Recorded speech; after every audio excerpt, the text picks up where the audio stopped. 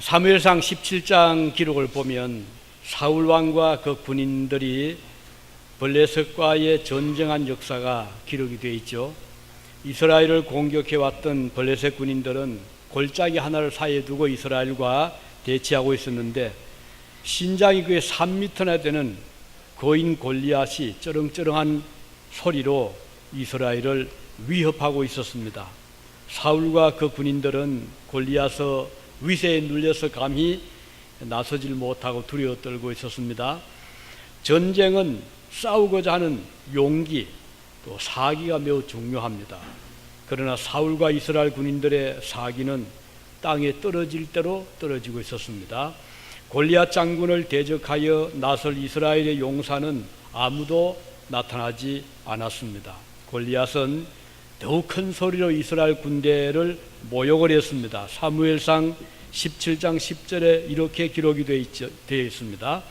그 블레셋 사람이 또 가로되 내가 오늘날 이스라엘의 군대를 모욕하였으니 사람을 보내어 나로 더불어 싸우게 하라.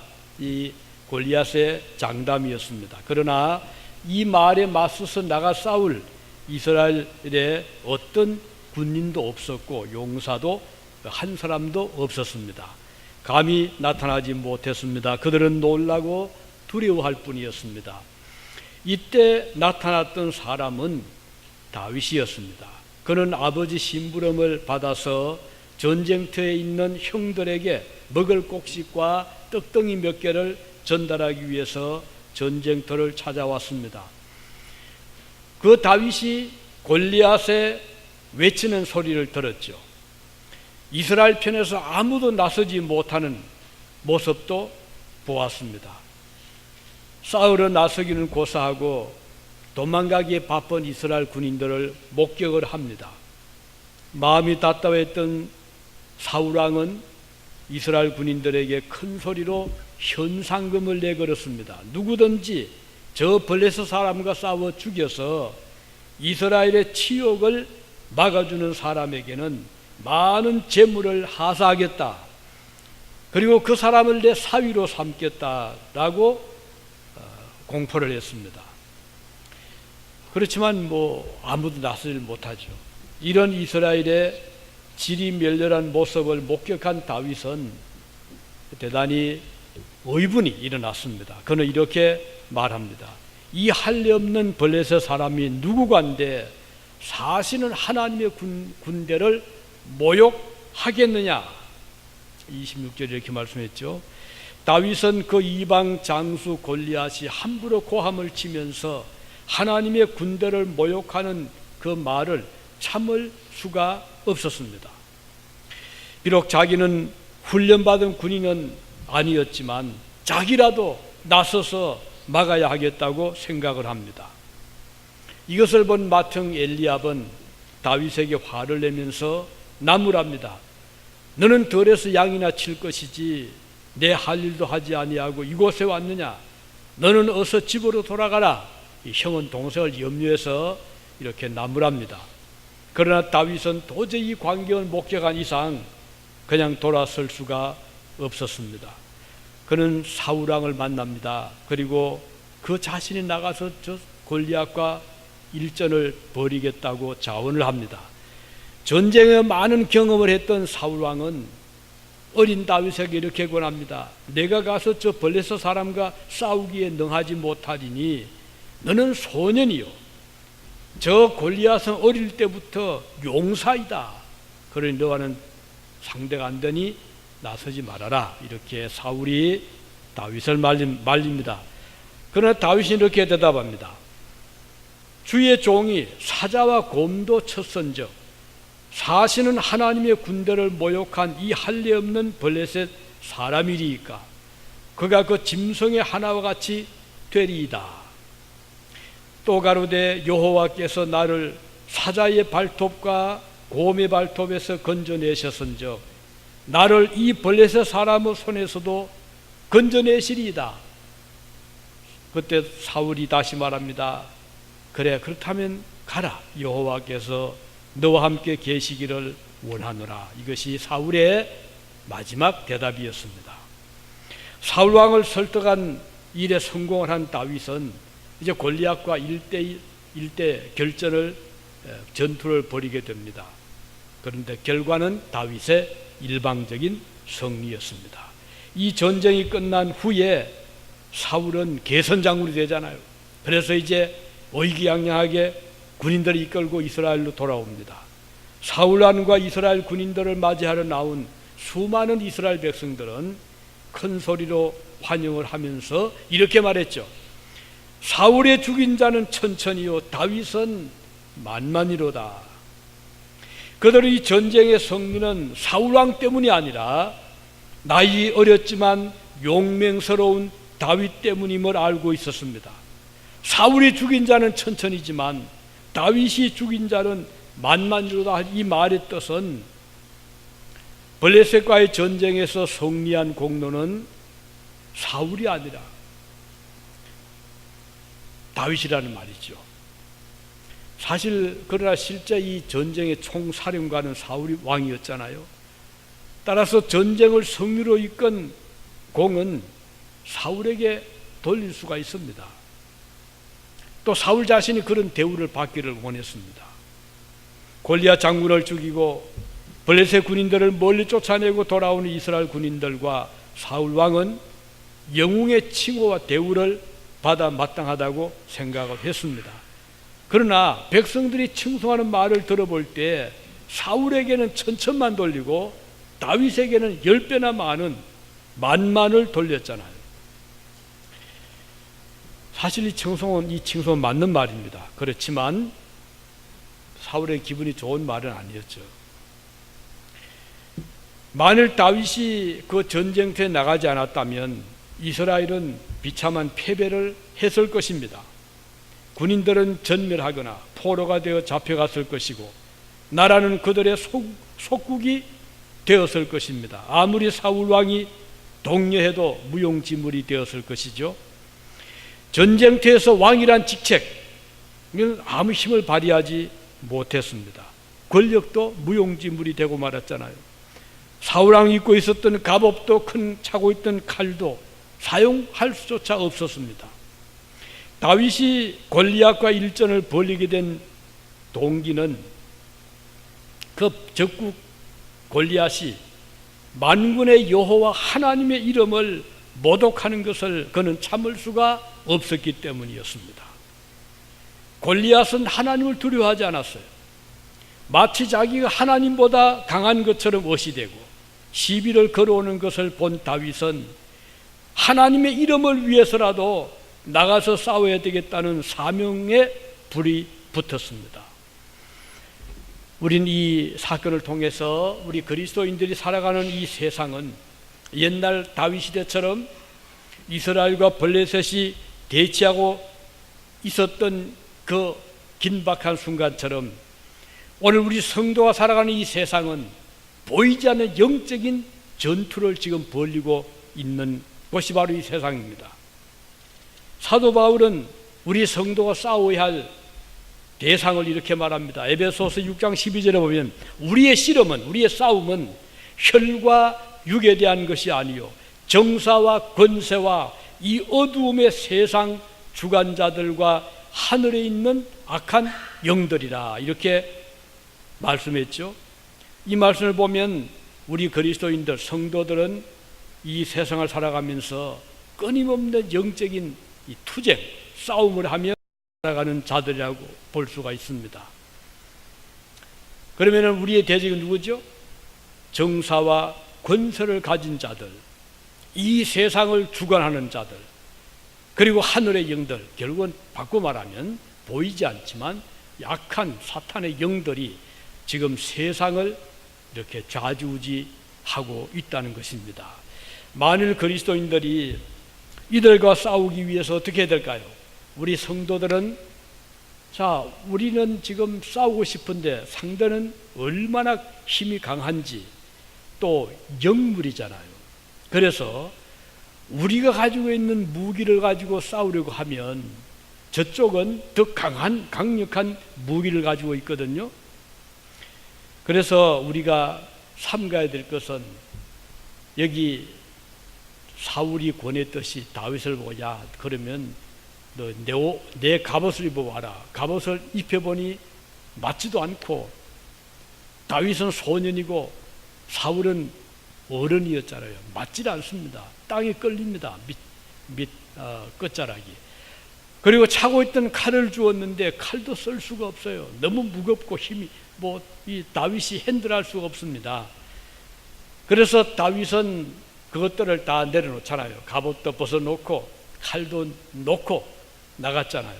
자, 이건 무엇을 말하는 하니, 우리 성도들이 이 세상을 살아가면서 우리가 이제 영적으로 싸우잖아요. 세상과 싸워야 하고, 악한 사탄과 싸워야 하고, 죄악과 싸워야 하고, 또 우리를 대적하는 여러 가지 보이지 않는 세력들을 싸우는데, 우리가 자칫 잘못하면 유혹을 받기 쉬워요. 어떤 유혹이죠?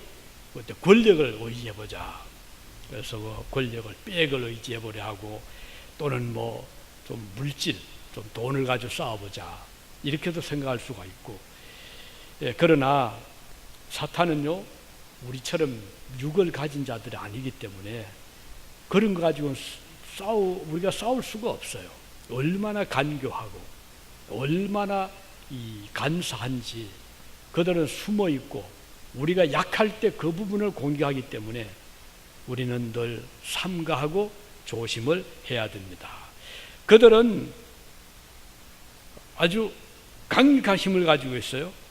무기도 우리 가진 무기보다 훨씬 더 예리하고 강합니다. 자, 이것을 막아내기 위해서 우리 그리스도인들이 사용해야 될 무기는 이 세상 사람들이 의지하는 것들이 되어서 안 되죠. 권력으로 이기지 못합니다. 물질로 안 됩니다.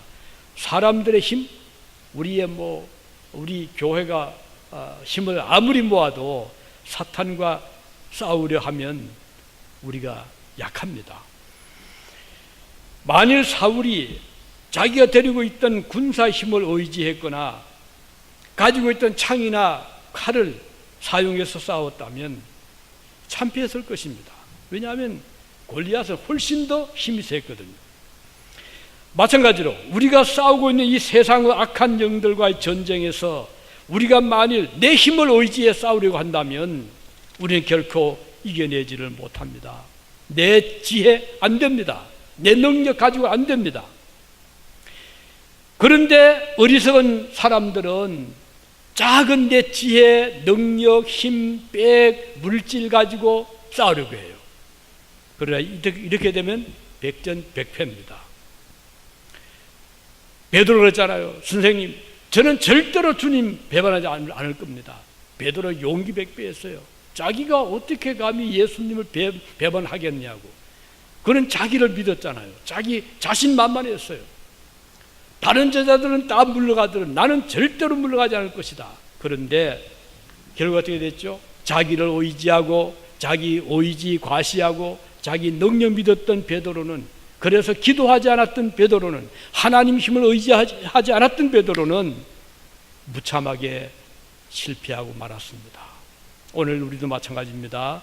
우리가 세상을 이길 수 있는 힘이 뭔가요? 요한일서 5장 4절에 보면 대저 하나님께로서 난 자는 세상을 이기는데 세상을 이기는 이김은 이것이니 우리의 믿음이니라. 믿음밖에 없어요. 사탄이 우리를 공격할 때 우리가 아무리 막으려 해도 우리 힘 가지고 안 됩니다. 내 능력 가지고 안 되고 나의 지혜 가지고 안 되고 내가 아무리 말을 잘해도 사탄의 설득을 받지 않습니다. 그때는 우리의 믿음이 필요한 것입니다. 우리 손에 창검이 없어도 좋습니다. 우리에게 많은 물질이 없어도 괜찮아요. 교회가 많은 사람들이 모이고 많은 사람들이 헌금 모아서 물질 가지고 안 됩니다. 오히려 그런 조건들은 교회를 세속화시킬 위험이 있고 약화시킬 위험이 참 많습니다. 하나님의 이름을 모독하는 것을 용납하지 않는 강한 용기와 믿음이 있을 때 우리는 세상을 이길 수가 있는 것입니다. 그래서 오늘 이 말씀을 통해 우리가 배울 수 있는 것은 사탄의 무기, 강력한 무기를 우리가 막아낼 수 있는 힘은 사울이 가지고 있던 창도 아니고 칼도 아니고 또 갑옷도 아니라 다윗이 가지고 있었던 믿음입니다. 하나님께서 나와 함께해서 내가 양을 칠 때 곰도 물리치게 하셨던 하나님, 사자도 물러가게 하셨던 그 하나님께서 지금 이 시간에도 나와 함께 하시면 하나님께서 나를 저 골리앗의 힘으로부터 지켜주실 것입니다 하는 믿음이 우리에게 필요한 것입니다. 오늘 이 백성들이 칭송했던 사울이 죽인 자는 천천히요 다윗이 죽인 자는 만만이로다 라는 이 말의 또 한 가지 다른 뜻은요, 나라의 앞날, 지금까지는 사울이 나라를 통치했잖아요. 이제부터는 사울이 아니라 다윗이 다스릴 것임을 암시해 주는 말씀입니다. 그 칭송입니다. 그동안 사울이 나라를 세웠어요. 사울이 우리가 그의 공적을 과소평가해서는 안 됩니다. 어려울 때 나라를 세웠지요. 백성들을 모았지요. 규합했지요. 블레셋을 끊임없이 막아내면서 나라를 지켰잖아요. 그는 40년 동안을 나라를 다스렸는데 그가 왕이 될 때 나이는 40살이었어요. 그럼 40살 때 왕이 되고 40년 동안 통치했으니 이제 나이가 80이 되었잖아요. 그런데 블레셋이 끊임없이 이스라엘 옆에서 괴롭힌 거예요. 나이 80이 되었을 때 사울은 어쩔 수 없잖아요. 저 전쟁이 났으니까. 그래서 아들과 함께 전투에 참가를 합니다. 불행하게도 사울은 전사를 하죠. 아들도 전사를 합니다. 길보아 산에서 불행한 종말을 맞이했습니다.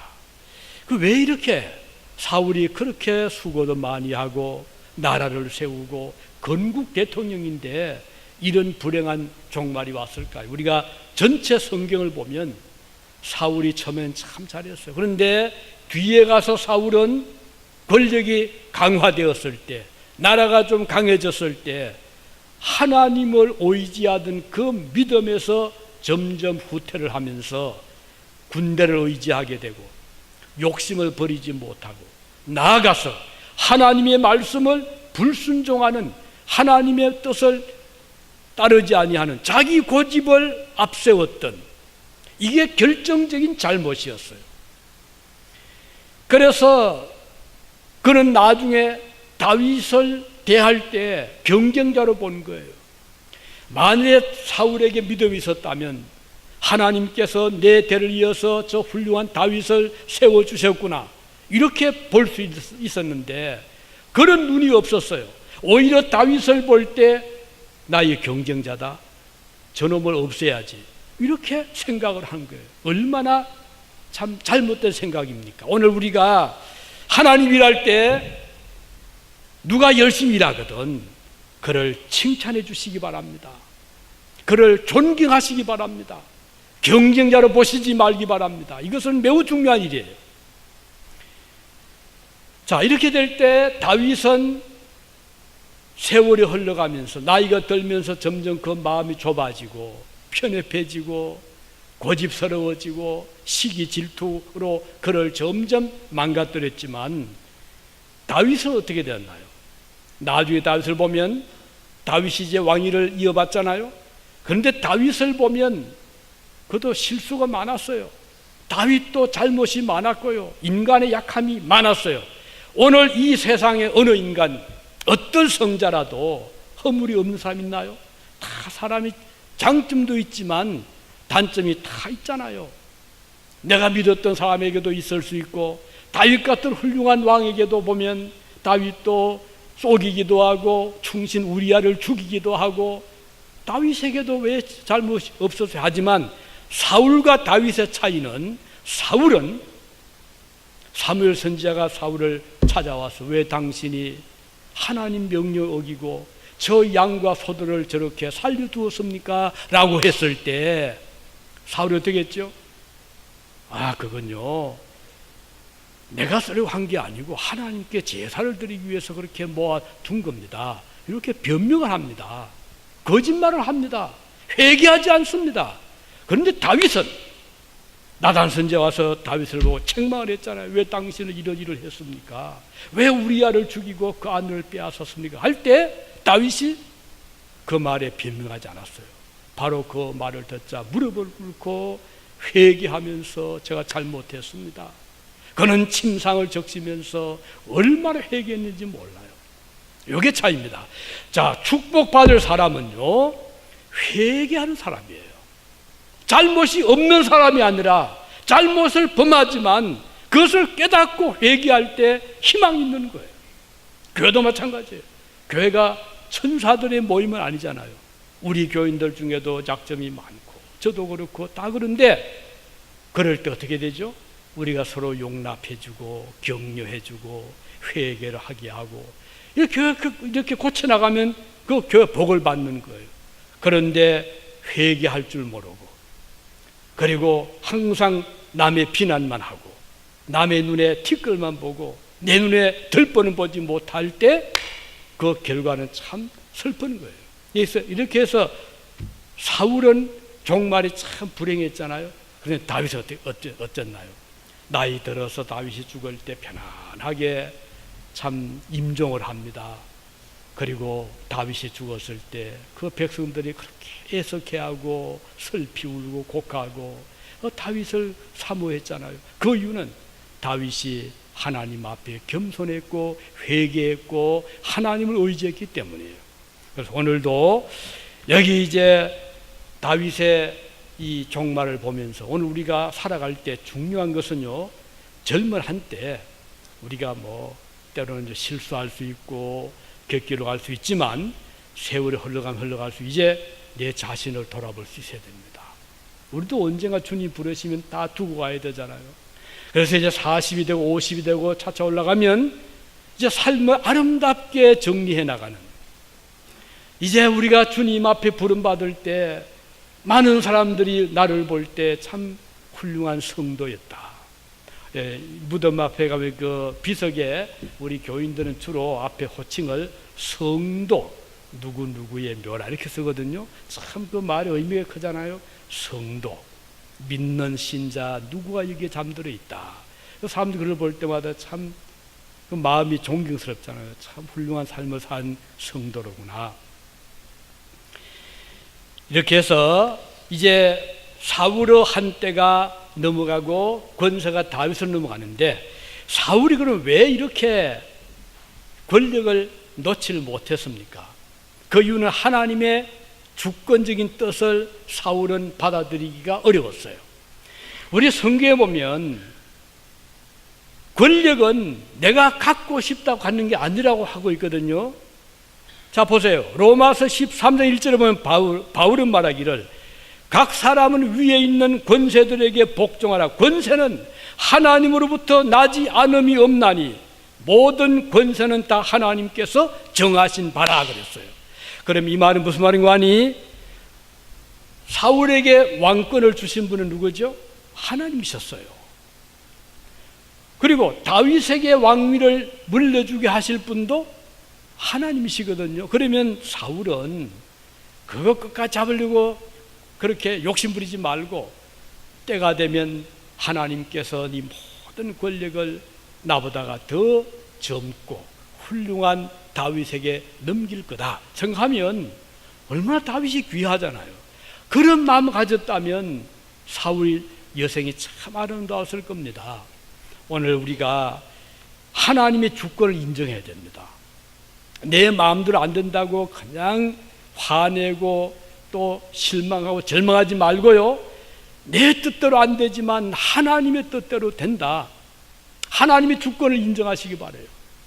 나의 개인적인 삶도 그렇고 가정도 마찬가지고 국가도 마찬가지입니다. 교회도 마찬가지입니다.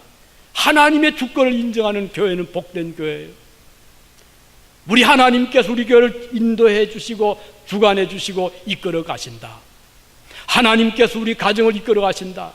그래서 하나님께서 우리 가족들을 한 걸음 한 걸음 이끌어 가시고 부모님들의 삶을 인도해 가시고 자녀들의 일생을 주님이 이끌어 가신다는 것을 믿고 나가면 얼마나 그 삶이 복된 삶입니까? 그러니 하나님을 찬양하게 되고 주님께 감사하게 되잖아요. 때로는 실패해도 어려움이 닥쳐와도 또 많은 곤란이 와도 하나님께서 우리를 절대 버리시지 아니하신다, 우리를 축복하시고 하나님께서 이끌어 가신다는 것을 믿게 되면 모든 것이 합력해 선을 이루어 나가시잖아요. 그렇게 되면 실패해도 때로는 좀 어려워도 불행에 빠져도 낙심하지 않게 되는 거예요. 왜? 하나님의 주권을 우리는 인정하기 때문입니다. 그래서 여기 사울의 결정적인 미션은 하나님의 주권을 그가 깊이 이해하지 못하고 자기가 좀 못해 권력을 더 가져보려고 했던, 결국은 놓고 말잖아요. 넘어가잖아요. 그런데도 불구하고 사울은 끝까지 그것을 놓지를 못했습니다. 이제 마지막으로 한 가지, 사울이 죽인 자는 천천히요 다윗이 죽인 자는 만만이로다라는 이 백성들의 칭송이 가져온 결과는 사울 왕으로 하여금 다윗을 그때부터 주목하게 했습니다. 이 주목하다 이 말을 영어를 보면 이렇게 되어 있습니다. Saul kept a jealous eye on David. 그러니까 이 말은 무슨 말인가니, 사울이 백성들이 막 다윗을 칭송하니까 그때부터 사울은 이 질투 또는 시기의 눈으로 다윗을 감시했다, 그런 뜻이에요. 참 얼마나 힘들겠어요. 우리가 사람을 볼 때 좋게 보는 게 참 중요하거든요. 훈련 쌓아야 돼요. 항상 좋게 보시기 바랍니다. 사람을 볼 때. 그래서 저분은 참 이런 점이 훌륭하구나, 저분은 이런 점이 참 나보다 내가 배울 점이 있구나, 이렇게 보면 다 스승이 될 수 있잖아요.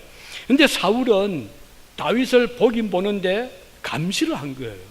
혹시 저놈이 내 왕위를 빼앗지 아니할까. 그리고 얼마나 힘든 거예요. 자, 이렇게 해서 사울은 다윗을 그때부터 경계제 1호로 생각을 한 것입니다. 언젠가 나에게서 다윗이 왕위를 빼앗아 가지 않겠는가. 그래서 다윗을 제거하려고 얼마나 시도했는지 몰라요. 한 번은 다윗이 무심코 서 있는데 창을 던진 거예요. 맞았으면 죽었어요. 그런데 마침 다윗이 피해서 그 위기를 묘면한 적도 있었고, 또 엥게디 골짜기로 다윗이 숨어 다닐 때 이 사울이 군대를 끌고 다윗을 찾아서 그 사막까지 갔었잖아요. 이렇게 시기와 질투는 참 사람을 힘들게 만듭니다. 자, 우린 여기에서 사람을 우리가 칭찬할 때 그 칭찬도 참 지혜가 필요합니다. 그런 일화가 있잖아요. 어떤 농부가 검은 소, 흰 소, 누런 소, 검은 소, 누런 두 마리를 끌고 농사를 짓는데 누가 물었답니다. 농부를 보고, 여보게나 그 검은 소, 누런 소 중에 어느 소가 더 일을 잘하는가 물었답니다. 그랬더니 농부가 잠깐요 하고서 그 소를 세워놓고 오더니 귓속말로 이 얘기를 하더라는 거예요. 그래서 그 물었던 사람이, 아니 거기서 큰 소리를 말하면 되지 왜 이곳까지 와서 귓속말로 말을 합니까? 이렇게 말했다는 그 일화가 있잖아요. 이건 무슨 말인가요? 우리가 말을 할 때 저 짐승도 어느 한 소를 더 낫다고 하면 낫지 않은 소는 그 서운하다 이거예요. 여러분, 말 못하는 저 꽃도 기를 때 꽃을 잘 기른 사람 보세요. 꽃과 대화를 합니다. 참 너 아름답다, 그래 너 고맙다. 틀림없이 꽃이 잘 돼. 그런데 너가 물만 주면 돼, 물이나 주고 이렇게 하는, 그렇게 기르면 절대 꽃이 안 됩니다. 농사도 마찬가지예요. 하물며 우리 사람을 대할 때 좋은 뜻을 가지고 대화를 해주고 또 칭찬해주면 참 좋은데, 이제 문제는 칭찬 받는 게 이제 중요한 겁니다. 칭찬을 잘 받아야 돼요. 그래서 우리 성경에 보면 칭찬을 참 조심시키거든요. 자, 마태복음 6장에 보면 사람에게 보이려고 칭찬받으려고 오의를 행하지 않도록 조심해라 그랬어요. 사람들에게 칭찬받으려고 조심을 그렇게 의도적으로 하지 마라 이 말이거든요. 그 칭찬은 어디서 받아야 되냐? 사람에게 받는 것은 언제 갑자기 돌변할지 몰라요. 배신할지 몰라요. 그래서 너무 사람 칭찬에 과도한 신경 쓰지 말고요. 참된 칭찬은 위에 계신 하나님이 주실 때 참 칭찬이 되는 거예요. 이게 제일 좋습니다. 로마서 2장 29절에 보면 이런 말씀 나옵니다. 칭찬이 사람에게서가 아니요 다만 하나님에게서니라. 참 그 의미 깊은 말씀이거든요. 그래서 만일에 사람이 날 칭찬한다고 아주 우쭐해지면 어떻게 되죠? 우선 교만해집니다. 내가 진짜 잘하나 보다 교만해지고, 그 다음은 다른 사람들을 내가 낮게 볼 위험이 많아요. 또 한 가지는 질투를 사게 됩니다. 그렇잖아요. 이 백성들은 순수한 뜻으로 다윗을 칭찬했어요. 그랬더니 사울이 굉장히 질투를 낸 거예요. 그래서 우리가 교회 생활할 때 삼가야 될 것, 특별히 사람을 칭찬할 때, 또 칭찬받을 때 삼가야 될 필요가 있습니다. 사람이 칭찬받으려고 과도하게 신경 쓰지 마시기 바랍니다. 사람의 평가, 물론 때로는 그것이 도움이 될 수 있을지 모르지만 그건 잠깐이고, 또 잘못된 평가가 참 많아요. 잘못된 여론이 많습니다. 그러면 우리가 진정한 칭찬은 주님 앞에 설 때, 마지막 심판 때야말로 진정한 평가요, 참된 그때 칭찬을 받을 때 그는 복된 자입니다. 우리 교회가 사람들에게 칭찬받는데 거기에 너무 신경 쓰지 말기 바라요.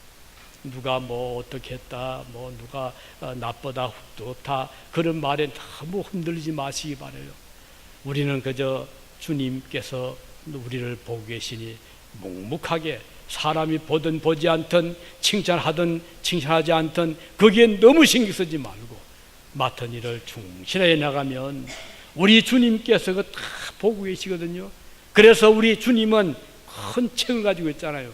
그 책에 다 선행을 적어놓고 있는 거예요. 그래서 주님 앞에 서면 나는 잊어버렸지만 주님은 다 기억하고 계십니다. 네가 언제 내가 굶주릴 때 먹을 거 주지 아니했느냐?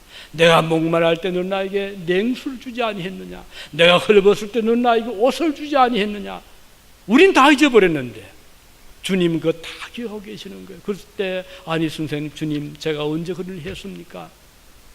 주님이 그때 지극히 적은 소자에게 베푼 것은 곧 나에게 베푼 것이다 그랬거든요. 그래서 우리가 주님을 섬길 때 우리 주님이 여기 계시면 열심히 섬기겠습니다, 그게 아니라 오늘 이 시간, 지금 현재 내가 몸담고 있는 이 지역에서, 우리 교회에서, 교회가 필요할 때, 참 교회가 일꾼이 필요할 때 얼마나 많아요.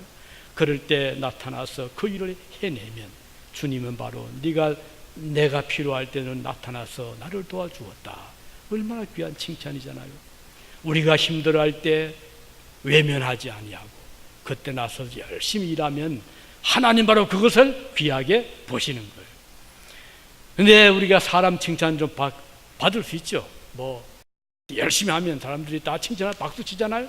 그렇지만 그것이 나에게 오히려 해가 될 수가 있거든요. 바로 다윗이 그랬어요. 다윗을 막 칭찬할 때 그것 때문에 다윗이 받은 고통이 얼마나 컸습니까? 평생 사울에게 쫓김받았어야 되죠. 질투받았어야 되죠. 고생 많이 했거든요.